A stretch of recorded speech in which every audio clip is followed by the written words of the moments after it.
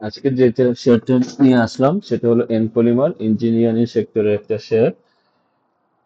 এই শেয়ারটা আমরা যদি এখন চার্টটা ওপেন করি দেখি যে D1 ক্যান্ডেল যদি আমরা টাইম ফ্রেমটা ইউজ করি তো দেখা যাচ্ছে 2024 সালের ফ্লোর প্রাইজের পর থেকে 2025-এর মে জুন পর্যন্ত এটা 1.5 বছর এটা লম্বা সময় ডাউন ট্রেন্ড ছিল, এবং সেই লম্বা সময় ডাউন ট্রেন্ডে আমরা দেখতে পাচ্ছি ইয়েলো কালারটা হলো 200 EMI, সেটার নিচে প্রাইস কখনো উঠতে পারে নাই এবং 100 EMI এর উপরে দু একবার ট্রাই করছিল, সেটা সাদা কালারের, সেটা ধরে রাখতে পারে নাই। 55 কে সে ওরকম রেসপেক্ট করে নাই, কিন্তু দাম দাম পড়ার জন্য রেসপেক্ট করছে, দাম ওঠার জন্য সে এরকম 55 কে রেসপেক্ট করেনি। তো সেটা আমরা দেখতে পাচ্তেছি এন পলিমারটা আগস্ট মাসে 200 EMI এর উপরে চলে গেছে। 200 EMI এর উপরে চলে যাওয়ার কারণে আমরা ধরে নিতে পারি এন পলিমারটা আমরা আগামী কিছুদিনের জন্য আমরা এটা একটা বুলিশ মোমেন্টাম আমরা এটা দেখতে পারবো। এবং সেটা অলরেডি একটা বুলিশ মোমেন্টাম আমরা দেখেছি। 30 টাকা যখন এটা ব্রেকআউট করে 200 EMI এর উপরে চলে যায় তখন সেটা 38 টাকা পর্যন্ত চলে গেছিল। তো 38 টাকা চলে যাওয়ার কারণে বড় আমরা 20 থেকে 25% একটা মুভমেন্ট দেখতে পাই।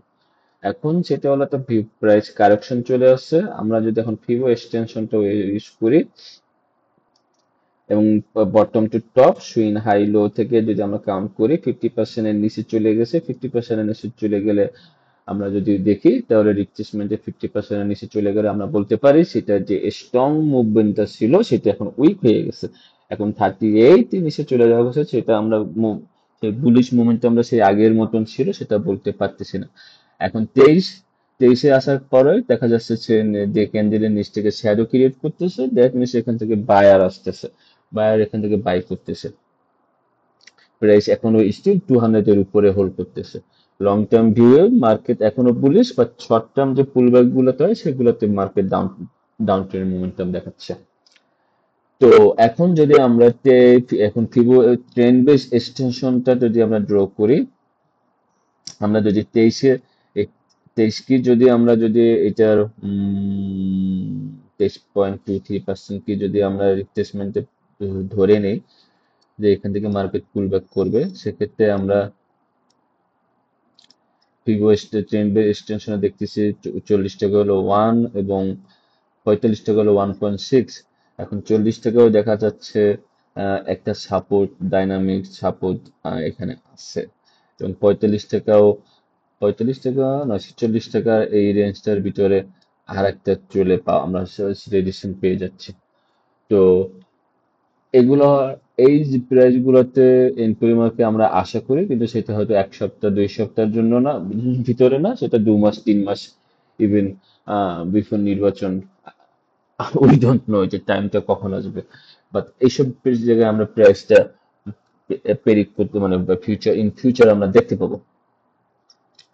তো এন পরিমাণের নেগেটিভ নেগেটিভ যে দিকটা হলো, এন পরিমাণের নেগেটিভ দিকটা এখন যেটা দেখতেছি সেটা হলো আপনার ইপিএসটা গতবারের তুলনায় অনেক কম।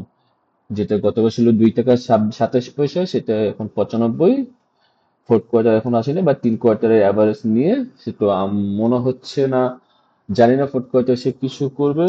তো 10% ক্যাশ এক মোমেন্ট মানে ডাটা না দেখে বলতে পারতেছি না। যদি সে এখানে যদি ক্যাশটা কমে যায় সে কিন্তু এ ক্যাটাগরি থেকে বি ক্যাটাগরি চলে যাবে। So সেটার জন্য একটা নেগেটিভ পুলব্যাক আসতে পারে। সেই নেগেটিভটা হয়তো প্রাইসটাকে 30 টাকা নিয়ে যেতে পারে, 30 টাকা।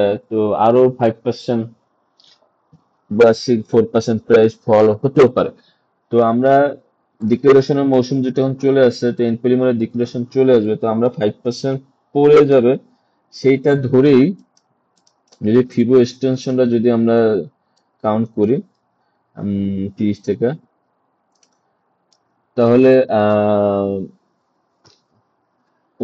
1% চলে আসতেছে 39 টাকা, 1.6 চলে আসছে 44 টাকা কাছাকাছি। তো এখন এটা একটা মজার ব্যাপার হলো এন পলিমার শেয়ারটাকে আমি অনেক আগে ট্রেডিং শেয়ার লিখে রাখছি।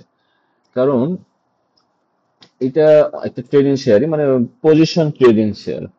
দুই 2 সপ্তাহ, 4 সপ্তাহ, 6 সপ্তাহ বা 2 মাস, এইরকম হোল্ডিং পিরিয়ডে যদি আমরা আর ভালো ভালো সাপোর্ট জোন গুলাতে যদি আমরা